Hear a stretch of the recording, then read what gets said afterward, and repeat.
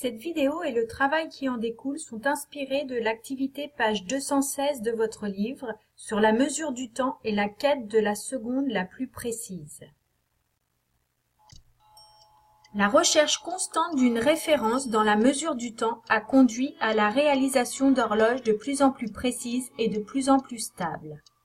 Les premières horloges étaient mécaniques.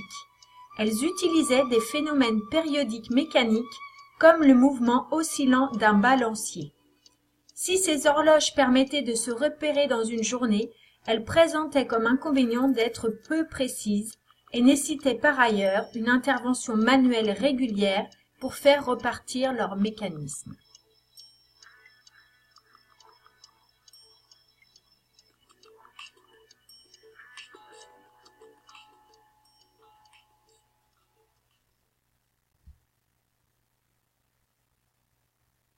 Aujourd'hui, la quasi-totalité des montres sont dites à quartz. En effet, elles renferment une fine lamelle de cristal de quartz. Pourquoi? Parce que le quartz présente une particularité, il vibre de façon stable. Alors comment ça marche? Si on le soumet à des vibrations, il va être parcouru d'un faible courant électrique et à l'inverse, si on lui applique un courant électrique, il va se mettre à vibrer très légèrement et de manière régulière. C'est grâce à cette vibration que l'heure pourra être calculée par la montre. La pile alimente la montre et fait vibrer la fine lamelle de quartz reliée à un dispositif électronique qui compte les vibrations, un peu plus de 32 768 fois par seconde, et qui entraîne à un rythme d'une régularité extrême le mécanisme de la montre. La fiabilité est telle qu'une montre à quartz ne perd qu'une seconde tous les 6 ans. Mais il existe encore plus précis. L'horloge atomique. Son fonctionnement est basé sur une propriété quantique des atomes. En effet, un atome peut être dans différents niveaux d'énergie pour les électrons de la couche électronique externe. Pour qu'un atome effectue une transition d'un niveau d'énergie inférieur vers un niveau d'énergie supérieur, comme l'indique ici la flèche en rouge, il faut l'exciter avec un rayonnement dont la fréquence nu est fixée par la différence d'énergie entre les deux niveaux. Sur la simulation qui suit, l'atome passe du gris au violet si la transition est effectuée.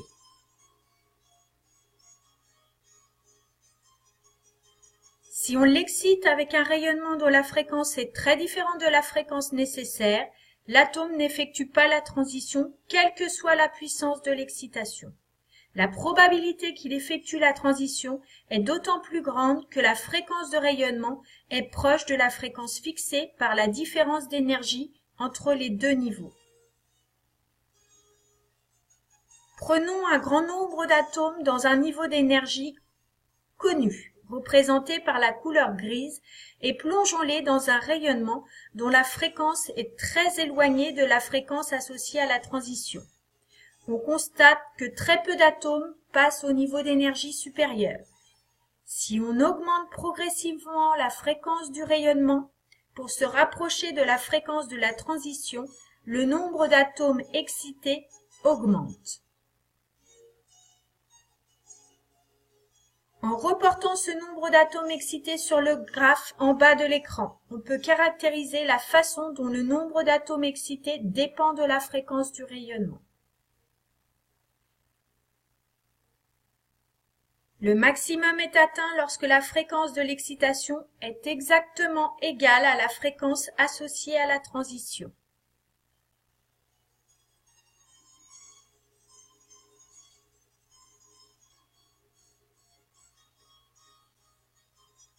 Si l'on dépasse cette fréquence, le nombre d'atomes excités diminue.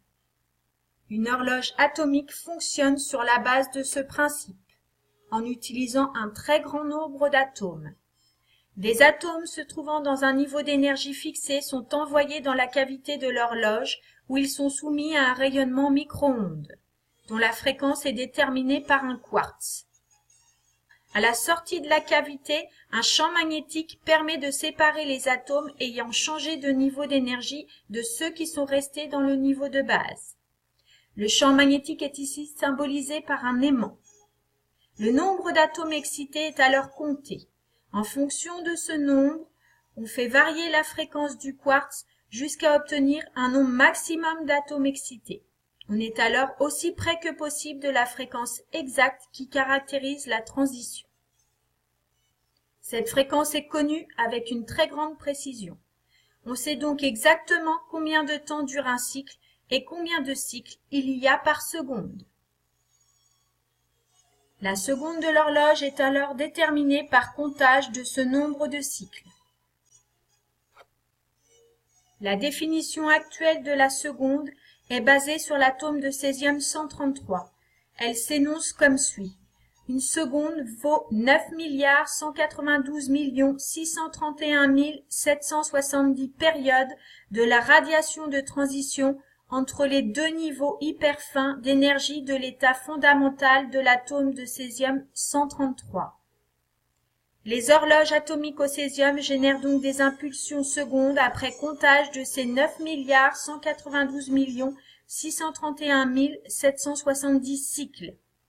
La précision des horloges atomiques actuelles est de l'ordre du millième de milliardième de seconde, de sorte que si l'on additionne toutes les erreurs, on ne peut avoir un écart d'une seconde qu'après environ 30 000 ans.